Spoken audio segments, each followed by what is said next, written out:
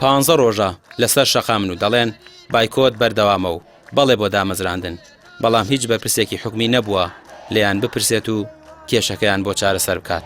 مامۆستایانی وانە بێژن لە سلێمانی لە بەردەم نووسینگەی سلێمانی پەرلەمانن بۆ ئەوەی بیان کرد بە مامۆستای هەمیشەیی 15 ڕۆژە بایکۆتی هۆڵەکانی خوێندنیان کردووە و پرۆسەی پەروەردەیان لە سنووری پارێزگای سلێمانی و ناوچەکانی دیکە بەخستووە.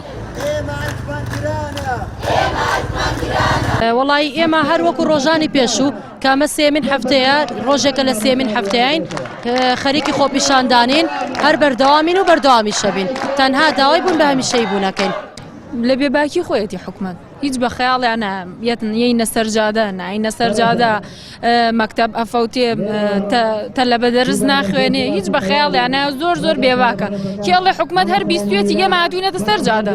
پەرلەمانتارانی کۆمەڵ هەر لە سەرەتای ناڕەزایەتیەکانی وانەبێژانەوە پاڵپشتی داواکاریەکانیان بوون و بە مافی ڕەوای دەزانن کە وانەبێژان دابمەزرێن. ئەندامێکی پەرلەمانی کوردستان دەڵێت لەسەر کێشەی وانەبێژان تا ئێستا زیاتر لە 27 یاداشتیان داوەتە سەرۆکاتی پەرلەمان.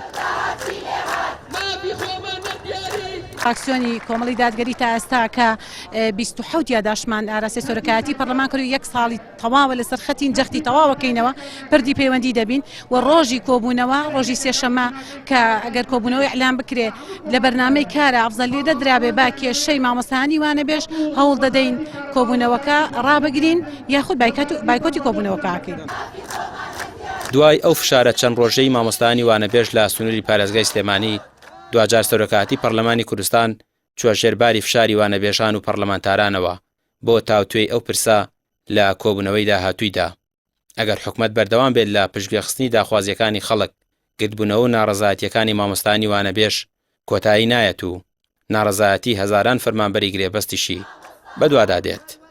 ڕامیا ڕوسمان کەناڵی پەیام سلێمانی.